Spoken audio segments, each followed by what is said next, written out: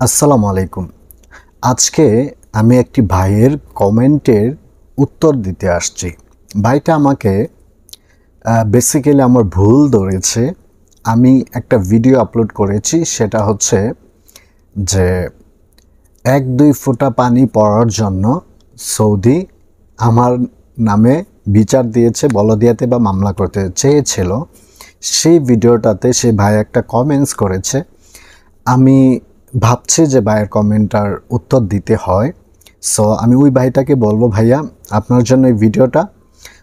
তো ভাইয়া কি কমেন্টসটা করেছে আমি আপনাদেরকে শোনাচ্ছি এবং আমার সাইডে আমি এই কমেন্টসটা শো করাচ্ছি, আপনারা পড়বেন। তো ভাইয়া আপনি একটা কথা বলছে, আপনি রাগ করবেন না। এই ভাইয়া যেই লেখাটাকে যেটা মানে আমার জন্য পাঠাইছে, কমেন্টস করেছে, এইটাতে টাইপিংয়ের কিছু ভুল আছে, আপনারা পরে দেখতে পারেন।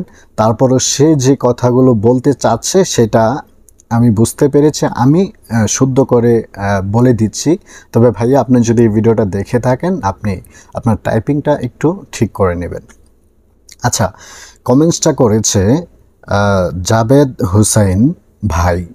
তিনি কমেন্টস করেছে, ভাই আমি 1997 দিকে বা সালে ডালডাতে ছিলাম। ডালডা একটা কোম্পানি বলদিয়া, সেই কোম্পানিতে ছিলেন। তারপরে বলতেছে আপনারা কিন্তু পড়েন, এখানে আমি দিয়ে দিয়েছি কমেন্টসটা। সৌদির কথা বাদ দেন, আপনি আগে ভালো হন। আপনার সাথে কাজ করে তাদের বললেন হয়তো লিখতে চেয়েছিল এখানে। আচ্ছা, বললেন লেভার, আপনি কত ভালো তা আমরা বুঝে গেছি। আচ্ছা, যাই হোক, আপনারাও পড়েন। আচ্ছা, তো প্রিয় ভাই আমার, আমি লেবার শব্দটা ইউজ করেছি, তাদেরকে আমি অসম্মান করি নাই। আপনি যদি সৌদি আরব আসেন বা আছেন, কাজ করেছেন বা যারা আছে তারা বুঝে যে লেবার শব্দটা কি।